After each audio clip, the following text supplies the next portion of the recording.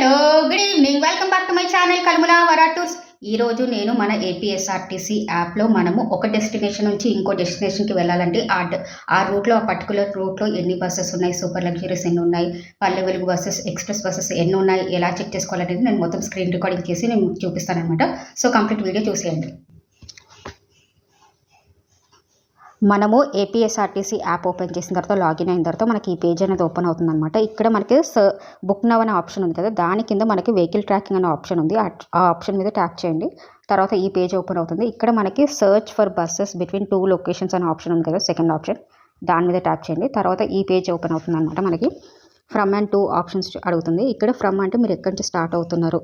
So ఇక్కడ నేను రాజమండ్రి అని ఇస్తున్నాను అనమాట, రాజమహేంద్రవరం. సో ఇక్కడ రాజమహేంద్రవరం అని వచ్చేసింది కదా, ఇక్కడ ట్యాప్ చేసిన. నెక్స్ట్ 2 దగ్గర పాలకొల్లు అని ఇస్తాను అనమాట. సో ఇక్కడ పాలకొల్లు అనే ఆప్షన్ కూడా వచ్చేసింది కాబట్టి దీని మీద ట్యాప్ చేస్తాను.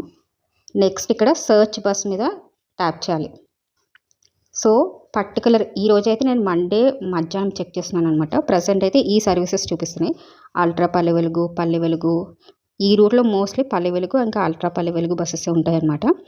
సో ఇలా మనం చూసుకోవచ్చు. మనకి ఏ బస్ కంఫర్టబుల్గా ఉందో, ఏ టైమింగ్ కంఫర్టబుల్ ఉందో అనేది చూసుకొని ఆ టైమింగ్ని బట్టి మీరు వెళ్ళొచ్చు అనమాట బస్ స్టాప్కి. సో ముందుగా వెళ్ళటం లేకపోతే లేట్గా వెళ్ళి మిస్ అవటం ఇలాంటివి ఏమీ జరగవు. ఇక్కడ క్లియర్గా టైమింగ్స్ కూడా ఇచ్చారనమాట, చూడండి.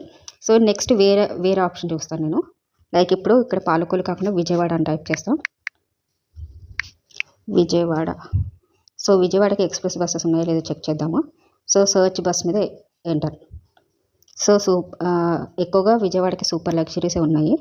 And Indra AC, super luxury, night riders అంట. Next Indra AC, express buses ఉన్నాయో లేదో చూద్దాం ఒకసారి.